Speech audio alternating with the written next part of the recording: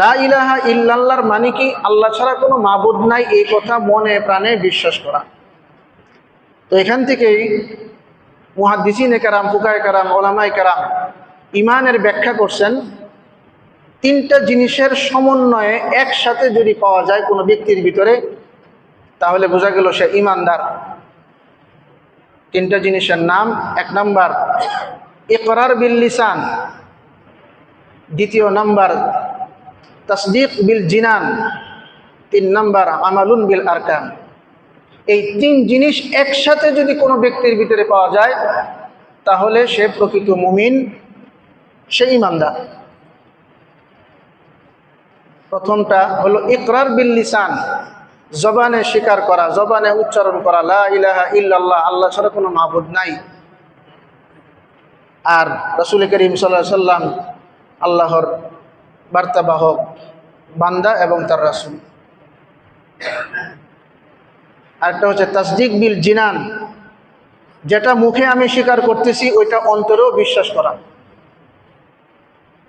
আরেকটার নাম হচ্ছে আমালুন বিল আরকান, মুখে যেটা স্বীকার করতেছি, অন্তরে যেটা বিশ্বাস করতেছি, ওই দুইটাকে আমি আমলে বাস্তবায়ন করা। এখন যদি কোনো একটাকে মাইনাস করে আর দুইটাকে গ্রহণ করি, বা দুইটাকে মাইনাস করে একটাকে গ্রহণ করি, তাহলে কি হব?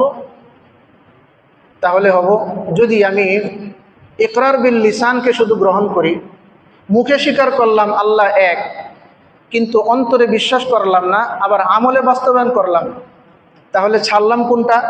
মাঝখানেরটা। মনে বিশ্বাস করতেছি না, কিন্তু মুখে স্বীকার করতেছি আর আমলে বাস্তবায়ন করতেছি, তাহলে আল্লাহ তাআলার ঘোষণা অনুযায়ী ওই ব্যক্তি মুনাফিক।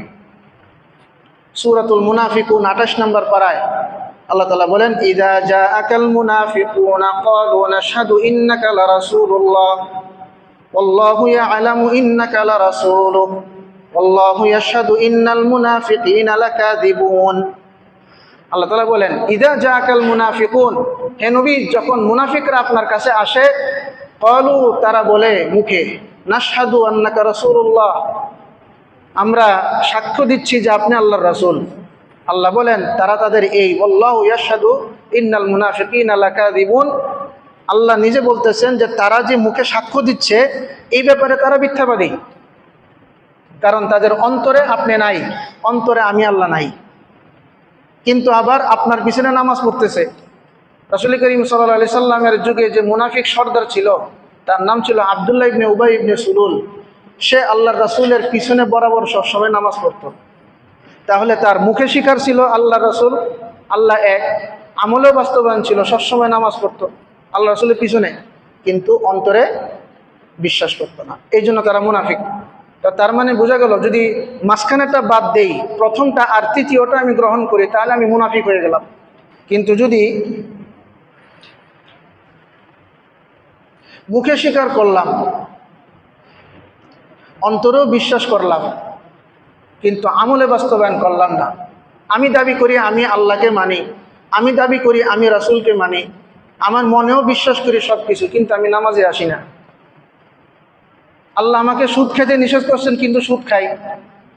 ঘুষ খাইতে নিষেধ করছেন, কিন্তু ঘুষ খাই। আল্লাহ তাআলার আদেশ নিষেধ মেনে চলি না, তাহলে আমি ফাসেক, মুমিন না, ফাসেক হয়ে যাব। এই জন্য এই তিনটা জিনিস একসাথে থাকতে হবে, কোনো অপশন নাই এখানে, একসাথে থাকতে হবে। ইকরার বিল লিসান, তাসদীক বিল জিনান, আমালুন বিল আরকান, মুখে স্বীকার করা, অন্তরে বিশ্বাস করা, আর হচ্ছে আমলে বাস্তবায়ন করা। এই তিন জিনিস যদি একসাথে আমার ভিতরে থাকে, তাহলে আমি ঈমানদার দাবি করতে পারবো।